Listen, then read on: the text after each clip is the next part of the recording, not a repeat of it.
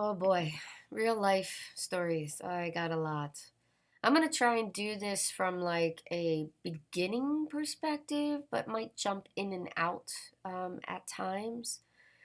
So, what got me to open and control my abilities honestly was fear. And I know that's on my website and all that under my bio, but when you're afraid to be in your own home, or afraid to go to bed, or afraid to sleep upstairs, it gets exhausting after a while. And those of you out there that have this happening to them, you have abilities and you need to either check out the videos on the abilities or reach out to me because it's exhausting. And until you take control with white light, which you can check out that video too, um, your life is never the same.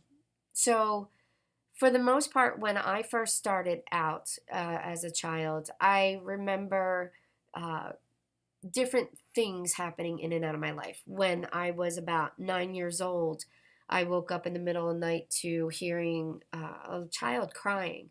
At the time, I had three younger siblings, and my aunt and uncle were staying with us, and they had, I think, two at the time. I'm not sure if the third one was born.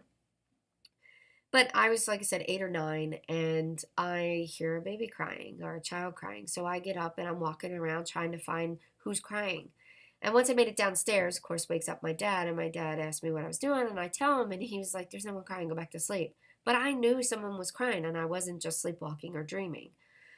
And so, you listen to your parents, you go back to sleep.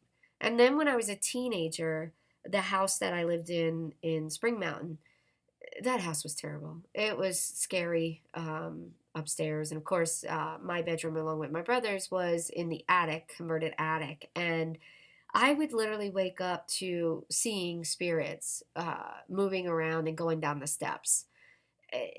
At one of the spirits pretended to be my brother and tried to lure me back downstairs, which, of course I didn't go. I knew it was my brother, but it weirded me out. Then, when my son was born, obviously things started happening again. We're born with it, so he was still very connected. And we lived in an apartment in Hatboro, and literally you would hear like things falling in the wall or falling in his Morgan's closet or sounding like someone's coming through the window and trampling on his toys. But yeah, you go in there and nothing's in there. So kind of weirds you out, really freaks you out. And then things would like fly off the wall and land on the floor but not break, which, would happen when we weren't there. So we weren't really seeing what was occurring and what was happening. So you kind of chalk it up as, okay, that's weird. But even though the spot that it landed in is too far away for just to be a fall off the wall, when my son was potty training, we had a computer at the end of the hallway. And so he starts walking towards the bathroom. And I'm watching him out of the corner of my eye as he's going. And he gets about halfway down the hallway and he starts backing up.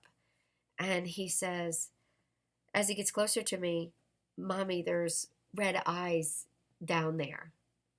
And he was petrified. Of course, I look. Now I'm creeped out. I didn't see red eyes. But so I got up. I took my son to the bathroom. And then I went and took him into my room in the closet to show him there was nothing in there. But, I didn't know at the time my own abilities and how to control them. And, so I was living in fear myself. And then when I bought my house in Bensalem, it was like the floodgates open. I would not sleep upstairs by myself. My son never would sleep upstairs. He was always in the front living room. He was just not comfortable, and neither was I. And you would literally sit downstairs watching TV and see movement on the hallway above the stairwell.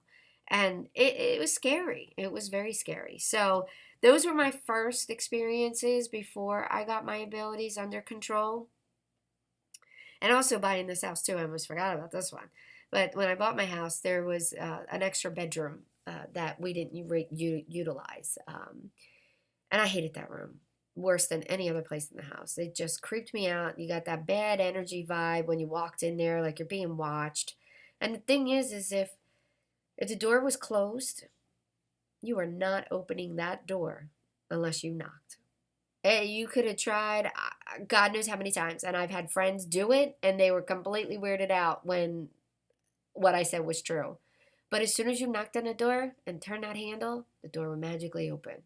It was the worst room in my home. And it was just a terrible room.